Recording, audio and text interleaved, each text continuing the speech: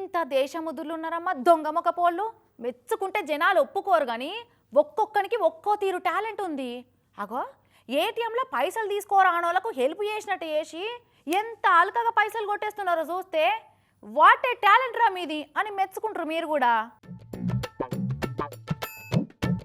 ఏ దొంగల కాలేజీలో ట్రైనింగ్ తీసుకుంటున్నారో, ఏ రీసెర్చ్ ల్యాబ్లోకి వెళ్ళి బయటకు వస్తున్నారో టాలెంటెడ్ దొంగలు కానీ ఏటీఎంలో పైసలు తీస్తానికి ఆసరైతా అని అనుమానం రాకుండా అలకగా మోసం చేస్తున్నారు మక్కరగాలు.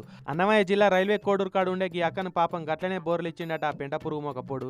ఈ అక్క అకౌంట్లో బ్యాలెన్స్ చెకింగ్ చేసుకుందామని ఏటీఎంకు పోయిందట. కార్డు పెట్టి చెకింగ్ చేస్తుంటే వెనకపొంటి నిలబడి అయ్యో బ్యాలెన్స్ లేనట్టున్నదక్క, ఏది నేను ఒకసారి చెకింగ్ చేసి తాగని ఈమె కార్డు తీసుకొని పిన్ను కొట్టుమన్నాడు.